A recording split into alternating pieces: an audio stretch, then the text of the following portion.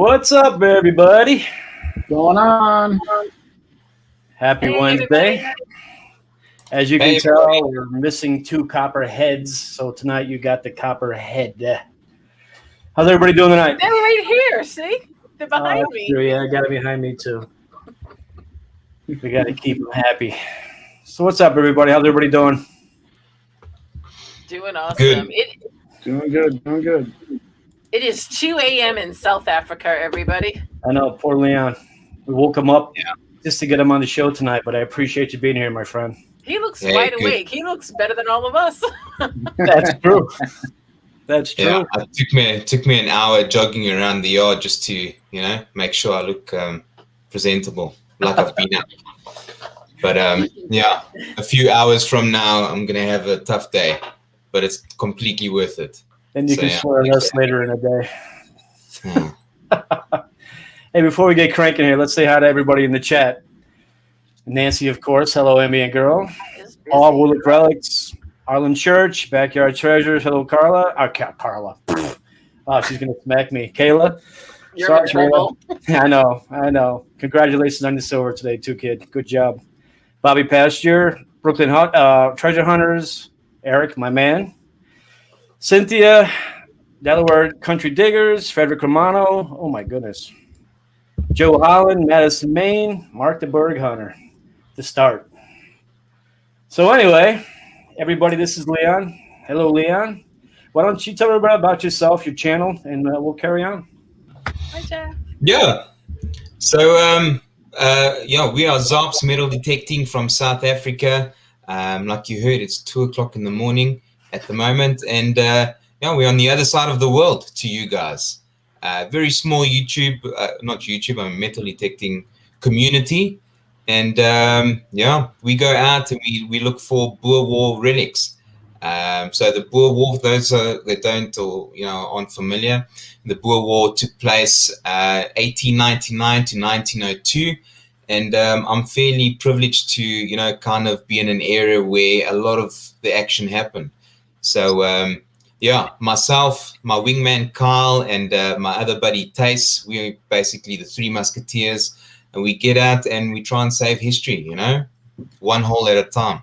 So that's what we do. Boer War relics, Yeah, here I am thinking like South Africa. I told Nancy before, I'm like, man, are they like tigers, elephants, rhinos? What's going on out there? How does that work? I wish. No, luckily not. I think the worst thing, what we deal with are cattle, So I had a funny thing that I said on a previous live stream in the past as well, because that's what people think. You think, we're hunting out in the bush, and we are in the bush, and it's quite rough. But no, we don't have any elephants and rhino and, lions and jazz. I think you guys have got some, have got worse wildlife than we have. But we've got some cattle that every now and again you need to be wary of, because those guys are massive, So we just stay out of their way. But no, fairly calm. Why don't you kind of describe to people what it's like out there? I mean, again, in my head, I got it completely wrong, but what do you guys deal with out there? Yeah, so I'm more in the northern part of South Africa. So we call it the high veld. So in our videos, we refer to the veld a lot, which is basically, the bush. And, hard ground.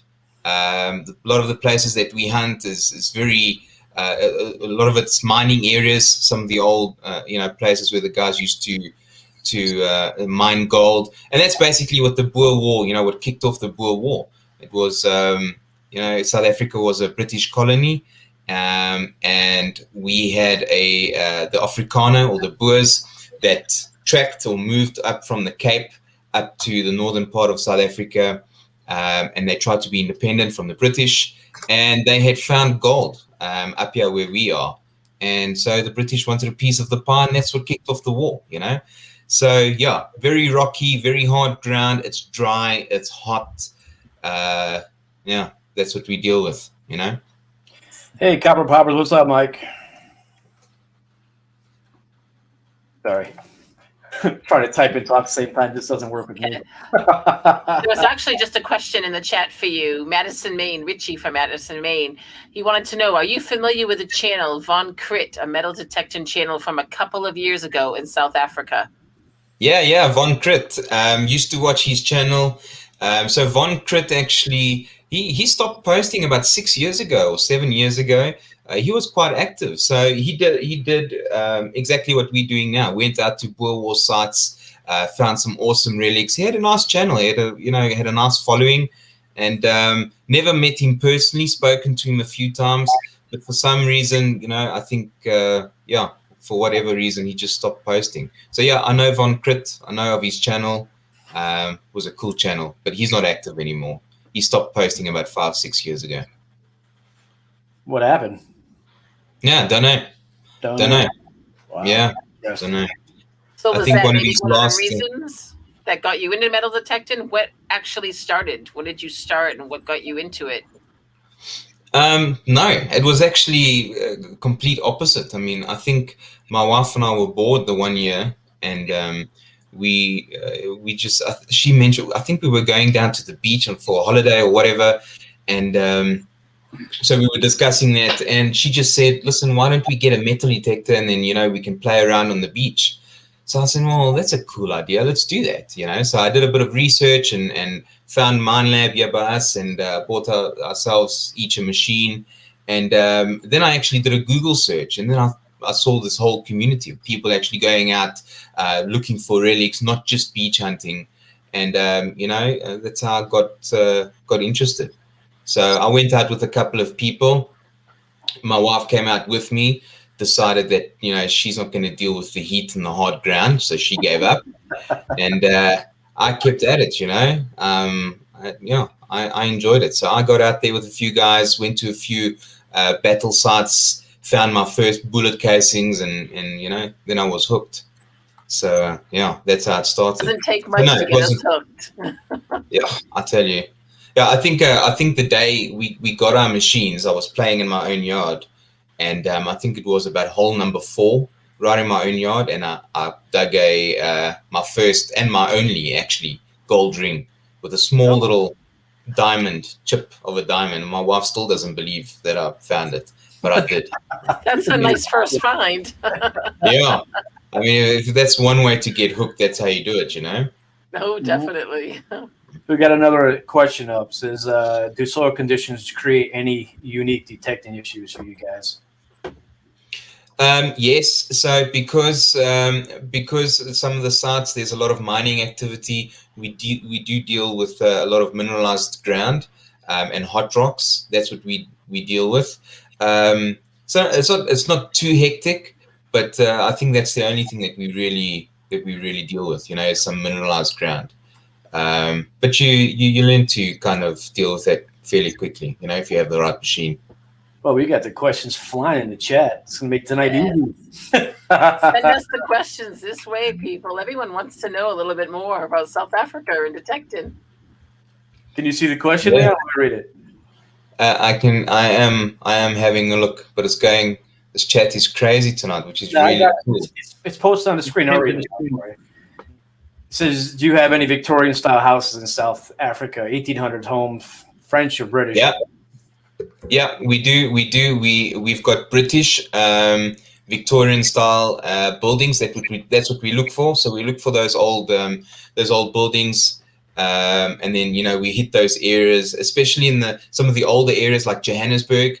There's some nice old Victorian parks that we go to. We go do coin shooting every now and again. So a very good friend of mine, Stephen, he's just this year he's found 2 gold coins in an old Victorian park that he dug up.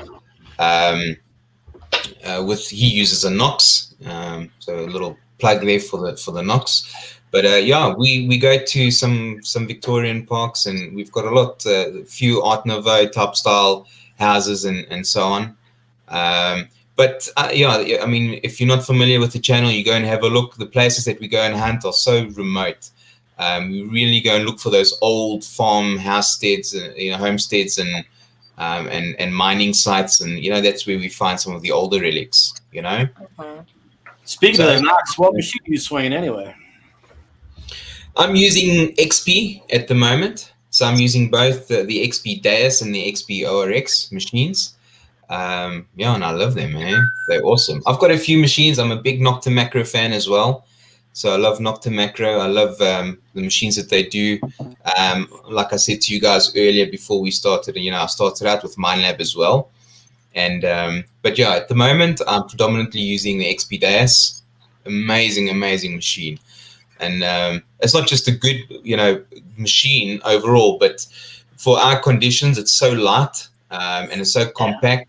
The areas that we go to, we call it koppies, which are like little hills, up and down, rocky areas and whatever, trying to, especially with the channel as well. Now you've got camera gear in the one hand and you've got your machine and your spade in the other hand, and, you've got GoPros on your forehead and everywhere else, on your chest and on your ass and whatever. So it makes it easy, if you have a machine that's nice and light. So every now and again, the days I just take the headphones, just pop on the headphones and I literally have a shaft and a coil, and there you go, and that's awesome. Yeah. So that works really well for me at the moment. Awesome. So Chris asks, have you been to the U.S.? Can you hear me? Hello? Hear me? Yeah, we hear you. Yeah. Can you hear us still? I don't think Leanne can hear us. Yeah, I can hear you. There we are. There you three now. Okay. Oh, there you are. Yeah, question, have you been to the U.S. detecting? Oh, no, not yet. Not yet. I'm waiting for that invite from you guys. I'm waiting for that invite. And I'm waiting for the exchange rate to change. Then I'll see you guys. That makes a big difference when you want to come over. Chris also had another question. Chris is from the Ground Up book. He wanted to know, because you were talking about coins just a moment ago, what is the earliest coin that you can find in South Africa? So some of the earlier coins that we find Dutch VOC coins. I don't have a picture to show you guys, but go and Google it. And then we have coins that were made by the East India Company. 1700 coins, so that's kind of the older coins, I know breaking into the 1600s is fairly rare, but when it comes to the 1700s, we have coins that we call VOC and coins made from East India. Every now and again, there's not far from my house, I've got an old Chinese camp where guys were brought over to come and mine. And we found some Chinese coins, but I haven't really dated them. But they look fairly old, but you never know. Yeah. So not too old. Our history is about 200, maybe 300 years old. That's what we've got. Do you like Die Antwoord, whatever that is? What am I missing here? The Antwoord. No. Yeah, okay, whatever. No. that thing. Zarrps, do you like the Antwoord? No, I don't like the Antwoord. The Antwoord. Oh my God, I'm not going to get into that. No. Why do you guys listen to that crap? So here's your answer. Let's move on. Enough said. I don't listen to it. I don't even know what it is. I'm trying to figure it out. I'm obviously missing something here. Let me tell you guys. The Antwoord is a South African. We call them a Zef. They Zef. So Zef is like, I don't know. And I mean, I don't want to be derogatory or offend anybody, but from our perspective, when we hear, in the States, someone calling someone trailer trash, that's what Zef is in South Africa. It's these, these Zef guys, and the Antwoord is this typical Zef common, well, we call them common band that, from South Africa that came to the States, and they make the most horrendous rap music. And I don't know, for some reason, people just love it. I think they love it because they don't have an idea what they're saying. So it sounds exotic to them, so they love him. But no, I don't listen to the Antwoord. I think they are a bunch of donkeys. Anyway. Okay. I'm sorry. This subject. Robert Theismann said he's got a place for you to stay if you want to come join the hunt in April and October. Hey, awesome. Get that exchange rate up. There you go. Your first invite. You were Yeah, talking cool, about man. your terrain out there and how it's really dry and stuff. To dive into tech, just wondering, do you hunt any water areas? Do you have water areas that you hunt? Yeah, so I'm not close to any beaches. I'm about 600 kilometers. I don't know what that is in miles, but we work in kilometers. We're about 600 kilometers away from the beach, so we don't do any beach hunting. But we do get into some rivers and dams every now and again, because during the Boer War, where these guys set up their camps, they were usually close to water. So. Right.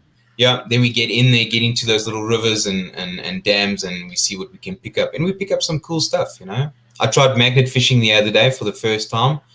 And, How was it? It was horrible. I lost my magnet. Spent 2 hours in my underwear trying to dive it out in the worst condition. Well, my buddy Carl... It was the funniest thing, because you have this little river and you think, it looks fairly calm on the surface. So I've got my magnet in there. It's lost. It's it's not lost, but it's hooked onto rocks, or I don't know what, a tank, but I can't get it loose.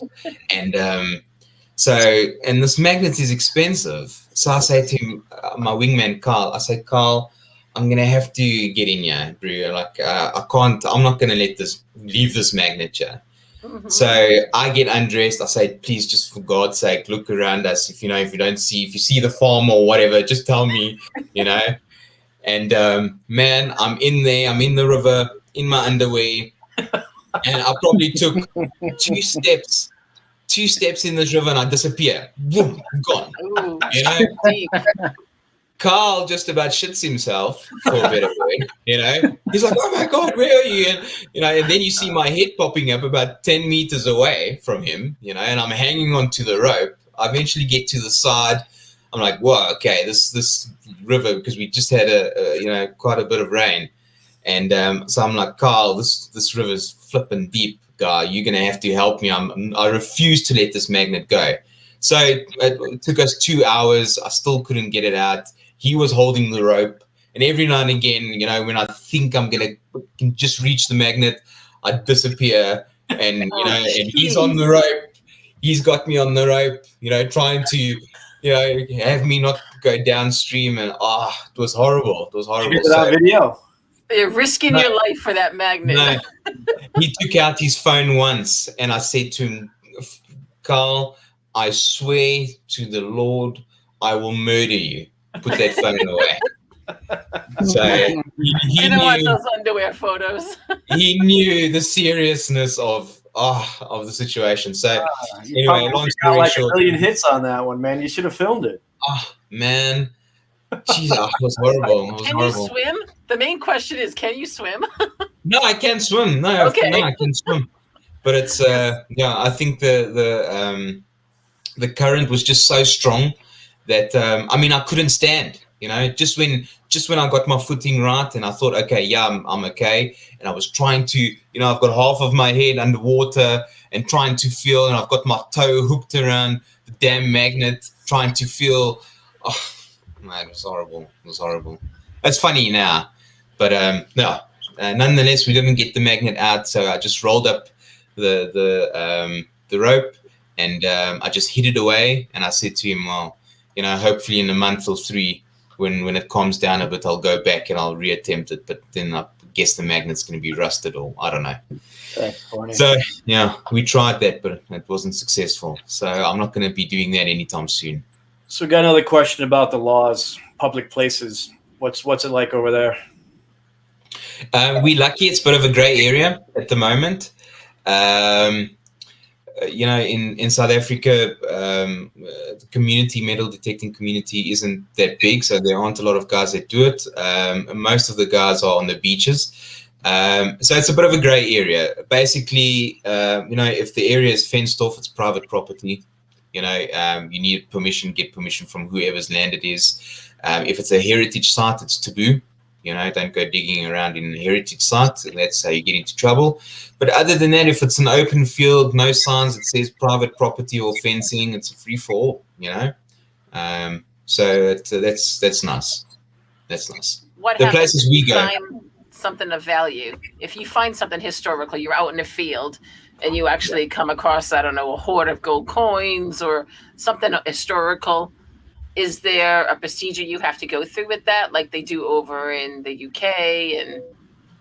And in South Africa, we struggle to fix a pothole. So if you do find something of significant value, the last place you're going to take it to is some government official. Again, it's a bit of a gray area. So they do say that if you find something, you need to hand it in, type of thing. But the guys don't.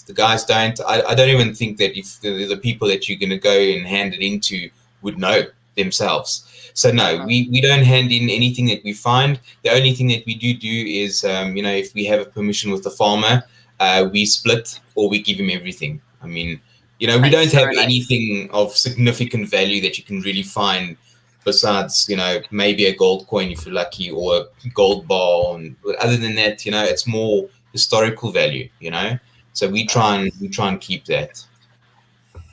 Yeah, we're lucky that way for now. It could change. Yeah. Trying to get caught off on chat here. Oh my God.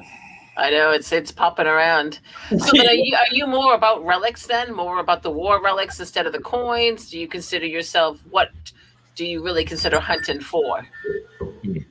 Yeah, we definitely 100% go out looking for relics. We relic hunters. And again, 90% of the time we look for Boer War specific. So early 1900s, late 1800s relics. That's what we look for. But every now and again, if we find a good park, like I say, a Victorian park, we go out and we do some coin shooting and that type of thing. I've never been beach detecting yet. I will be soon. I haven't been to the beach with a detector in a very long time. But yeah, so I would say about 98% we go for relics, and then the other 2%, when Kyle allows me to, we go coin shooting, because he hates park hunts. He hates trash. We got a copperhead sneaking around in chat. Who's in the chat? Who's hiding on us? Trey. Trey's in there. Hi, Trey. What's going on, buddy? Over here. You're here tonight. That's crazy. Yeah, Leon, you want to get some of your finds up, buddy? Yeah, let's do it. Love to see some of these. Let me get up to sharing my screen. Trey wants the link, Joe. What happened? Trey wants the link. He wants the link so he can pop in. Oh, now he's going to make it even harder on me. Actually, you know what? No, he's not. Sorry, bud. I'll get you up there. Okay, let me know if you guys can see my screen. Yes, I can. You can see that? I can. It's got, is that 18-something? 1883 or something? Yeah. So this is an 18. This is our coppers that we find. So this is Britannia on the front, and 1883. So this is a fairly old coin. We kind of rate this as an old coin on our side. So yeah, like Britannia, British penny. Yeah. So interesting thing about this coin is they used to call this a devil's penny, which translates to a devil's penny. And it's because, number one, it was British, so the Boers didn't like that, and because Britannia had like a pitchfork, Right. So they used to refer to these coins as devil's pennies, which is quite interesting. Terry in the chat's calling it a UK. It's like a UK Young Vicky. Okay. And, yeah, 100%. So British penny. This over here. Oops, sorry. This over here is a nice. This is probably a late or early 1800s ring that my buddy Carl, found at one of our sites. Had a nice onyx stone. This was really, really old. His first ring that he picked up, which was really nice. That's really nice. Yeah, some of our silver. I think this was a British sixpence or it could have been a South African sixpence, but still under British rule. Just some silver. There we are. There you can see. That is 1952. Do you pull a lot of silvers out of the ground? When we do find silver on a Boer War site, on a relic site, it's quite rare, and they're normally quite old. Then they hit the 1800s, which is nice. But because we don't do a lot of park hunts, we don't find too many silvers. So when we do find a silver, we get quite excited. Yes. This is fairly nice. Finding lead soldiers. So we would typically, go to some of the concentration camps where the women and children were kept. Some of the prisoners of war were also kept. So when we get to a site like that and we actually find, old toys or toy soldiers like these, it's quite unique. It's quite nice. It kind of makes the war a bit more real, Yes, that's a beautiful piece nice. to find, though. That's Yeah. awesome. So that's really cool. So this is a piece of silver. I just want to see if I can zoom in. Yeah. Let's see if I If you break go up it. to the top, can you hit it up there? There you go. There, yeah. How's that? So this is a British threepence that we would normally find on a Boer War site. I think this was found on a Boer War site, 1895. Threepence, also silver, which is nice. It's a nice looking silver. An old Victoria at the back. Yeah, this is a snake buckle. This was found by Kyle. That was his first snake buckle. Also a really nice find. It That's was one of my gorgeous. bucket listeners. Yeah, so Kyle found this, and about 2 months later, I found my first snake buckle as well, which is really nice. Now, are those also- usually military for you guys? Yeah. So this is, some of the typical military relics that we find. Something that's quite unique about this buckle is, even though we call them snake buckles, if I zoom in here, but even though we call them snake buckles, we normally find the snake shape type buckle, but we call them the goose head. So you can see here, this is not a snake head, it's a goose head. Yes, So I they can see were that. normally mirrored. Yeah, so you'd have the goose head on the one side and the goose head on the other side. And what made this buckle so unique is it had the goose neck, but it had the body of a snake, which you can clearly see it's a snake, So that was quite a unique find, something that we don't often find this side. Really nice. That's gorgeous. That would be a lovely thing to find. How far back do those date? In the 1800s then? Yeah, 1800s. I'm Trey, by the way. Oh yeah, Trey's in the house, everybody. Hey, Trey's Trent. here. Sorry, man. I'm He's working. usually at the very top, but tonight he's at the very bottom. Hey, nice to see you, Trey. Yeah. I feel like I've known you for years. Well, it's good to finally speak to you, And I hopped in with all the good stuff on the screen. Nice. Yeah. They just said, "Who let the little blonde kid on the screen?" Hey. Paul. Aw, Oh, see what happens now. You're getting the abuse. I like it. Keep it that's going. good. That's okay with me. That's okay with me. Yeah, so just some more coins. This is nice. Ooh, This is what's a South that? African. This is a button. This is a South African constabulary button. So That is because of the gorgeous. crown, this is not the Victorian crown. So this is a bit more post-Boer War, so just after the Boer War. So a nice, interesting story. The South African Constabulary, or SAC, like we call it, they were actually created by Baden-Powell, who's the same guy who established or created the Boy Scouts. And okay. so the cool story about the SAC and that regiment that he created is he got them together and they just basically patrolled the railways because the Boers would blow up the bridges and try and blow up some of the supply trains to loot and get whatever supplies they needed. So that's a very cool button to actually find. Has a nice story. Beautiful Yeah, that's condition awesome. too. I love the story to it. Yeah. These are Mauser rounds. So these are anything about 1885, 1895 and up, 1896, 1897. What's so nice and interesting about these bullets is these Mauser rounds were only used by, or for the most part, used by the Boers during the Boer War. And you don't find, number one, live ammunition that was used by them. And secondly, you hardly find empty cartridges because they would actually pick up everything that they had used and reload them, you know. So finding a cache or a little small cache like this of unfired Mauser rounds is quite rare on a relic site for us, which is Yeah, nice. there's just another question. Speaking of that, Mm-hmm. that treasure trails. Do you have a problem with an ordnance bombs when looking at the war sites?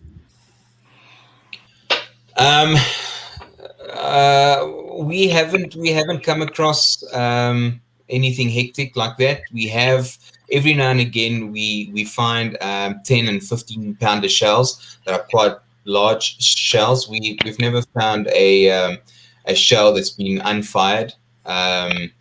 So no, we don't. Yeah, well, we haven't. I've never found anything. You know, we make a joke, and when someone says they've found a shell, we just go, well, if it goes boom, we'll know it's live. You know? That's a good way to find There out. you go. Thank you, everybody And else. as you said, there's not many people in South Africa that metal detect, so the Yeah. chances are it's there. You just got to be really cautious. Yeah, that's the thing. Yeah, so we actually found Thijs, another detecting buddy. He found a 15 pounder shell, and he was digging about 40 centimeters, and he found the.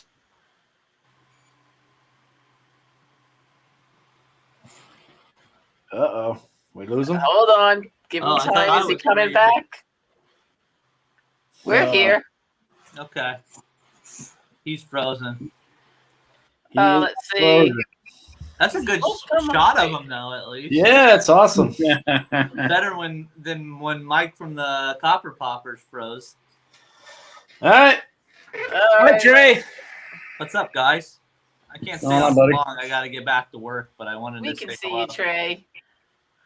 Oh yeah. Give Leon time. Leon, if you can hear us, try to come back. If you have to log out and come back in on the link, Definitely please still do. frozen at the bottom of the screen.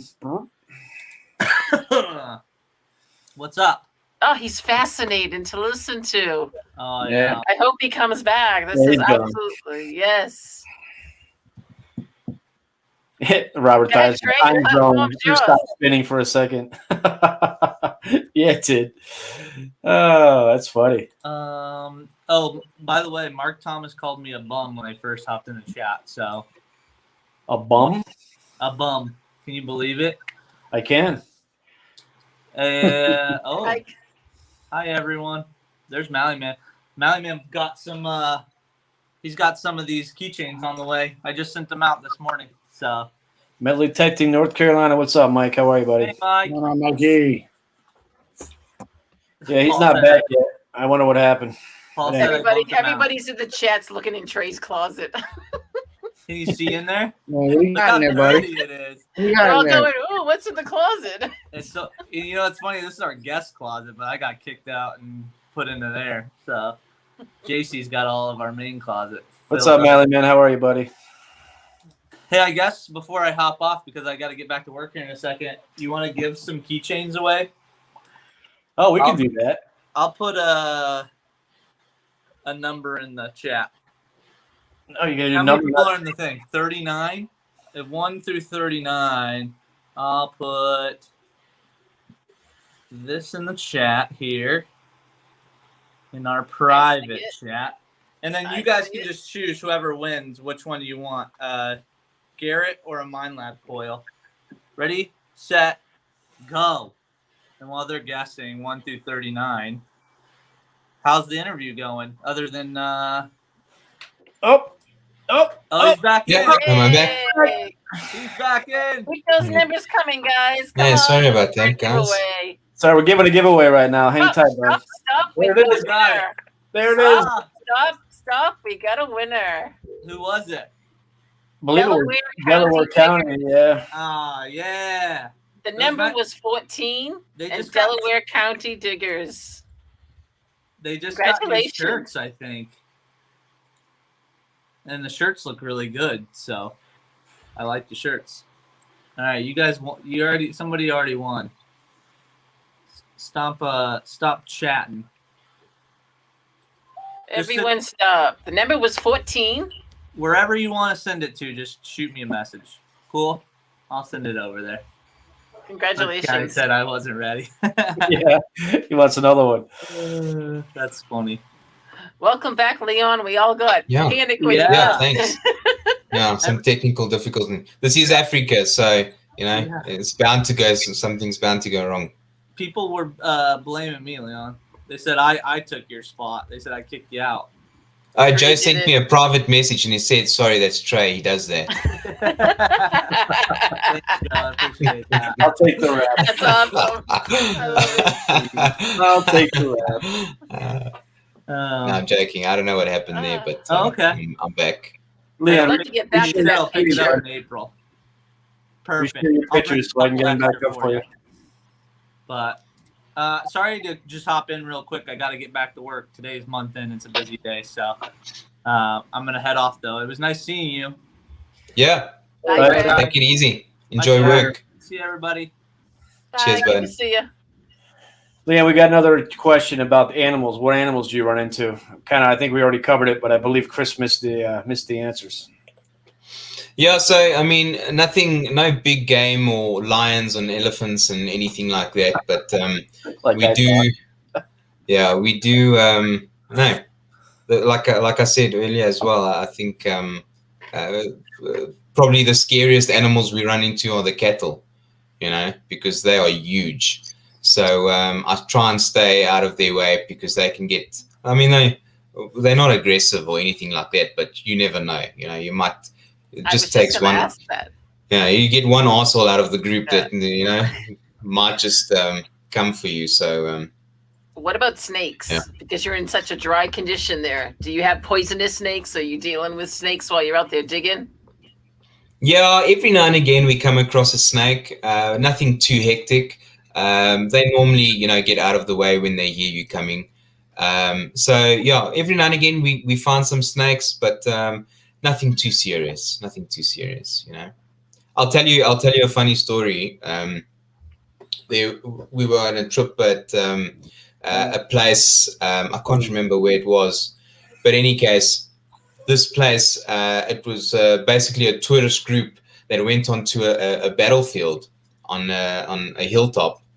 And this tour guide that was walking around, they had this stone wall, like a trench built on the side. So now you can imagine, he's got a group of guys from the UK and the States and all over.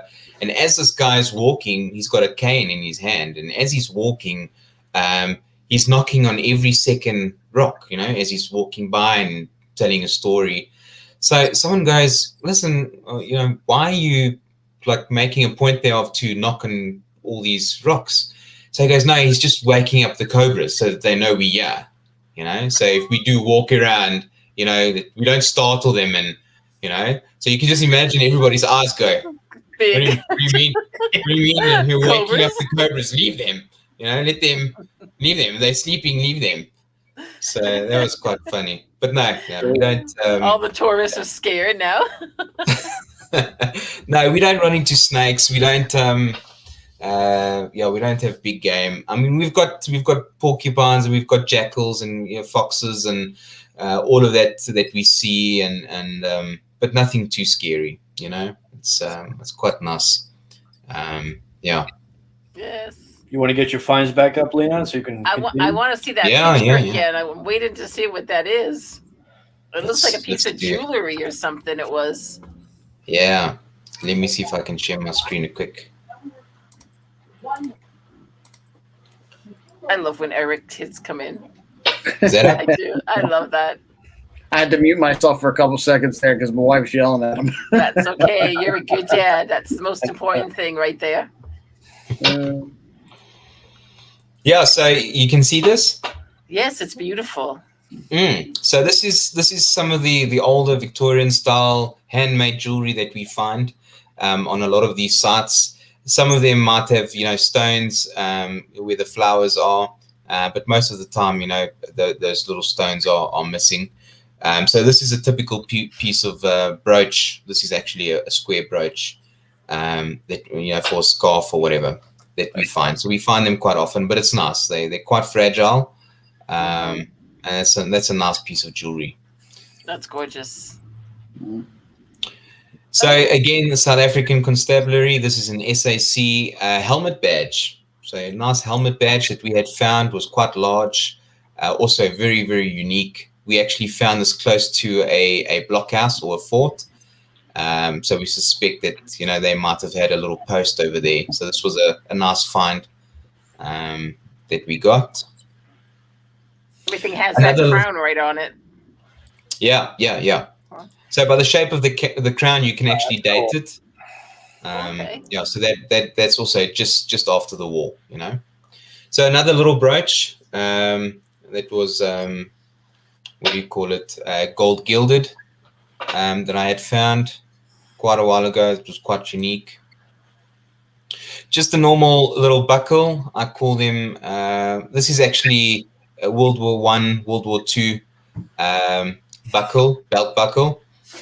So some of them say, so yeah, you can see this one typically says British on there, but we have these buckles, they say Paris, and they say, some of them are blank, some of them just have, some shapes on them. So just a nice little buckle. Oh, that's beautiful. Yeah, this is a very, very, very special button that we found. So it's written in Dutch. It actually says Hollandse Spoorwegmaatschappij, which means, is it Holland?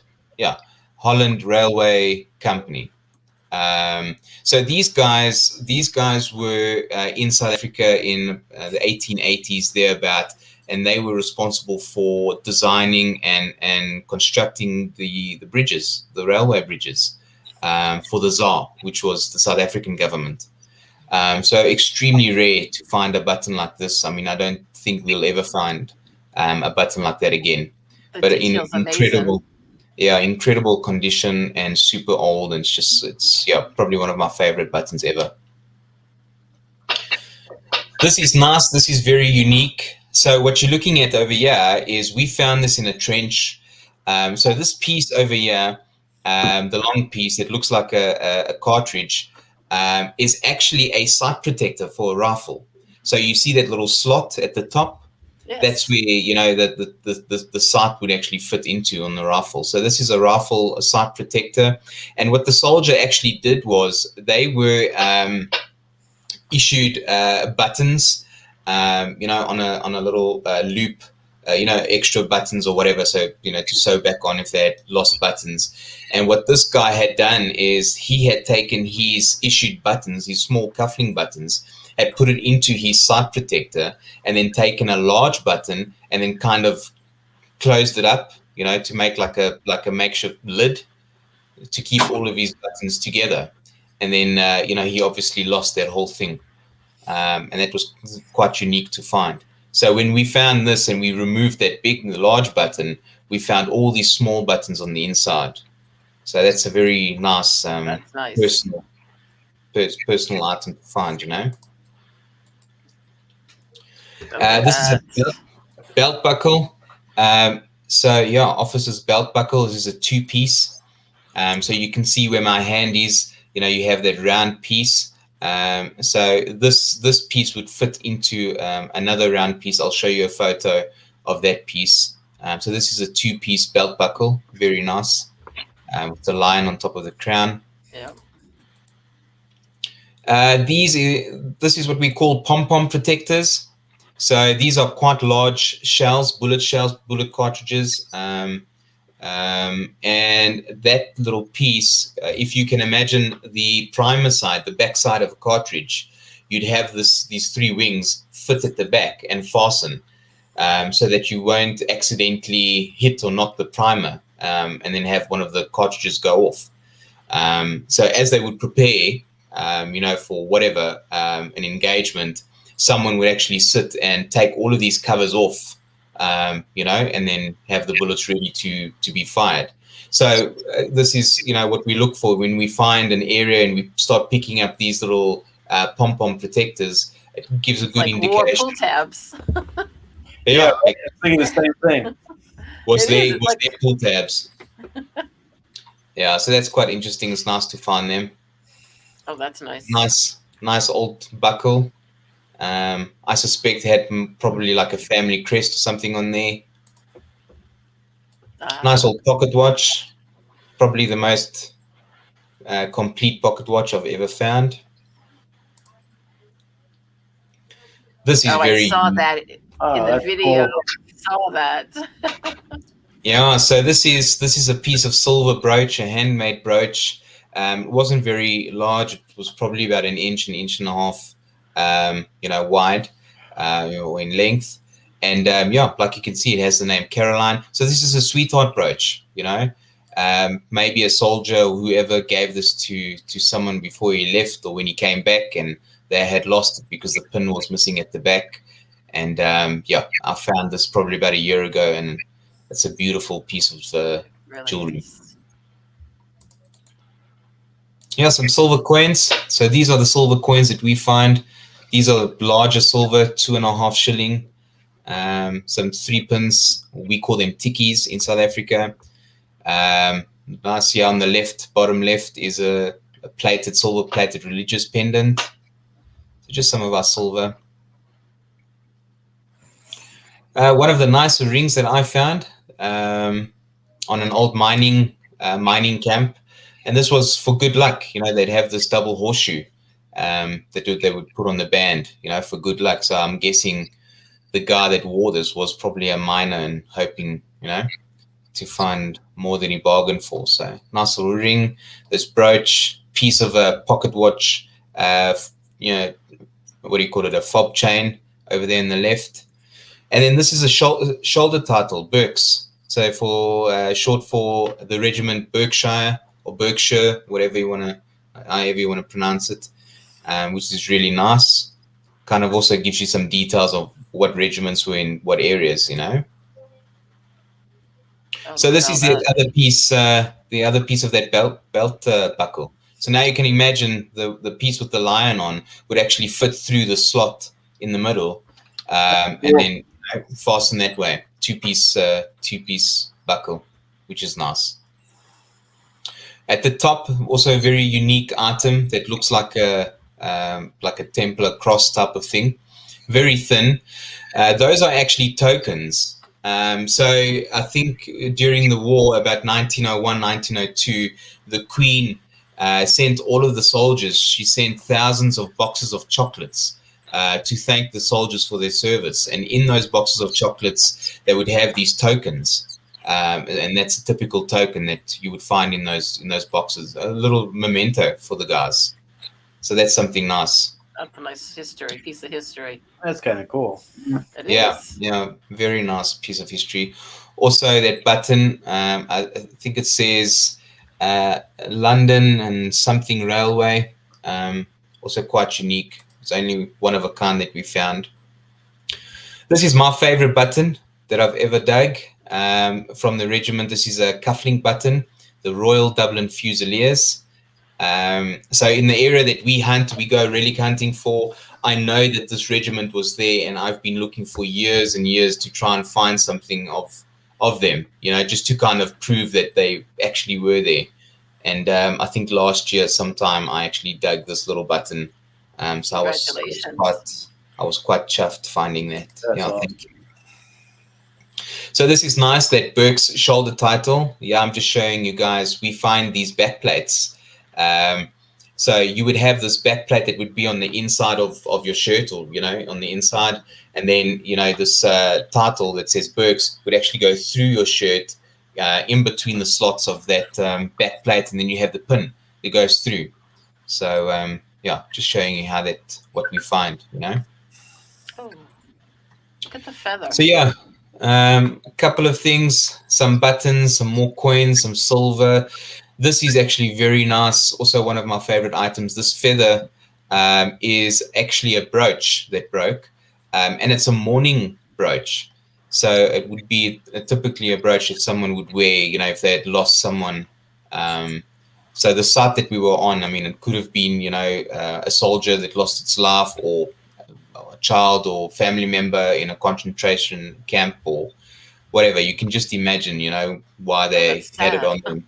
So it's quite sad. I know. I don't want to It turn is. this into, you know, in a morbid live stream, but it's a nice find. It's super personal. I think that's it is. that's probably my most favorite thing to find are those personal items, you know. And you can just imagine the story behind it. Some nice buttons at the bottom. So a nice cap badge as well. So like you can see, it says Union is strength. At the bottom, this is Afrikaans, and it reads Eendrag maak mag, which just translates to Union is strength. This is about World War II. This is a cap badge that Carl had found last year at a nice site. It's quite unique. Just another nice old copper. This is awesome. This is what we call a martingale. So these badges would be on the sides of a horse bit. So yeah, you would have one on each side. And this specific site where we found these martingales, we actually found two of them at the same site, probably about 2-3 meters apart, which was quite nice. It's something rare. We don't find these martingales often. That's really nice. And then some rings. Yeah, go and have a look. We did an episode last year. So I think our last episode that we did for 2020, we went down to the Northern Cape. And in this specific area, we weren't too sure what had actually happened there, but we had found a lot of Boer War related relics. And at the end of that trip, we actually realized that it might have been an old concentration camp and that no one knew about. And these rings, you have to go and watch the episode. It's actually quite amazing. These rings, so you see there, the top one is obviously a men's ring, and it has the words Mizpah. And Mizpah is Jewish. It basically translates into, and I might get this wrong, apologies, but it translates into may God watch over us. And Carl had found these three rings. So you have the probably the mother, the father, and then a child's ring, all buried together in the same spot, probably about 30 centimeters. And the first ring he found, and then you see us coming and taking footage and having a look at the ring, and then he actually dug 4 rings right next to each other. So the first 3 rings were right next to each other in about 30 centimeters, and then he dug a 4th ring about a meter away. And we got that all live, and it was amazing. It was so emotional, for him and for us, just, kind of putting the pieces together of thinking, why were those rings buried together, So you can just imagine, were they being separated? Was the father taken to a prisoner of war camp, and the mother and the daughter, or the mother and whatever children were taken to a concentration camp, where they split up and they decided to bury their rings. So it's a sad story. Again, it makes the war quite real, It does. Absolutely. Yeah, some old toys. I love finding old toys. He has a nice little old motorcycle that I dug up, which is pretty cool. A nice unique sixpence, also a British sixpence, 1932, not too old. It's just a unique coin. This we also, this little crucifix, we also found at that same area in the Northern Cape, which is why we actually thought that, it might have been a concentration camp, because we just found too many personal items. So an incredible find this as well that we picked up over there. This I think we all find these guys, these cap guns. A stash of buckles. All of my buckles that I've found last year. That's crazy amount. Yeah, another piece. Little watch winding key, piece of a fob chain, pocket watch. A nice little pickup truck, as you guys call it. We call it buckies. And this nice little spoon. So what makes this spoon so unique is you can see the handle is twisted. So the soldiers would, you can imagine if you had a spoon, you'd be well off. So they would mark their spoons and their cutlery. So this spoon was obviously a soldier's spoon, and he, twisted the handle so that he could, knew it was his. Someone couldn't take his spoon. Yeah. So that's quite nice. So we find a lot of cutlery where spoons and forks and whatever, where guys either try and engrave their initials in there or put a number or whatever, or they twist their handles just to try and identify what's theirs, Nice little button. Still not sure what this is. We could never find out where that's from. That was in a little Victorian park. And just some items on our display board. We've got a nice little Zarrps metal detecting or Zarrps relic protectors display board. So this was quite recently. We actually, this picture is from the weekend, this past weekend. We got out and we did some hunting. So this is typically the stuff that we find. So all at the top here, you see the live ammunition, Martini Henry shells. He has a spoon, and all these balls are all shrapnel balls, some buttons and buckles, all sorts of goodies, So that was yeah, a lot of holes. So it was this site is actually one of the last sites of the Boer War. It was the last battle just before they surrendered. It took us about 3 years to find that site, and we finally did. And I thought I'd just throw this in here just to show you guys that we share a bit of history as well. So here's some US buttons that we find. So funny enough, in my area, or about 20-30 kilometers away from where I live, we've got a massive camp, and we find so many American tunic buttons and cufflink buttons.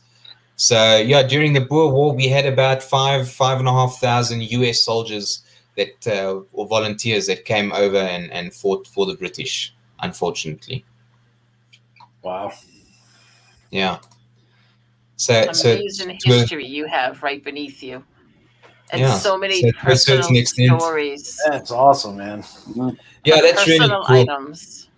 Yeah, I think that's what we love the most. If you find those personal items, especially if you go to a concentration camp. I mean, some of those camps were so horrendous. How the people were treated, and so many people died in those camps. So when you hunt an area where it was a concentration camp, and you pick up a personal item, it just, it really hits home, In one of our videos as well, we get to a concentration camp and we find this cornerstone. And this cornerstone is quite a few years old, and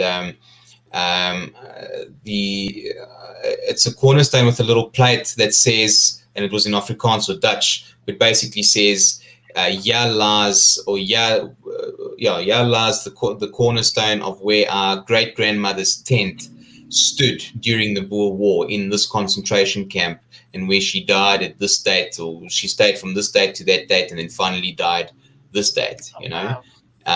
So that was quite. I'm actually getting goosebumps. It's crazy, Yeah.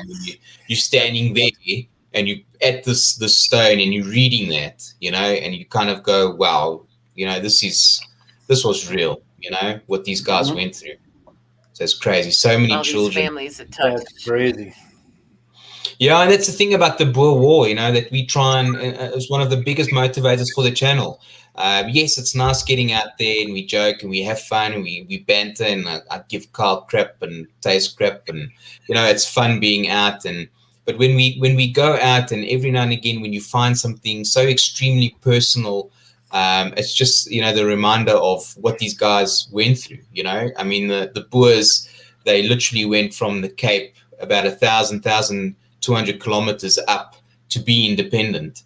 And there's a saying for volk and vaderland, which is, an Afrikaans saying or a Dutch saying, that they were very religious, and everything that they did was for their country and for God and for their families. And it's sad if you think that a lot of these Boers, when they were blowing up trains and destroying and trying to loot supply trains, they knew that they were doing that and they were sacrificing their families in these concentration camps, but they knew that they had to completely surrender everything and give up everything to win the war.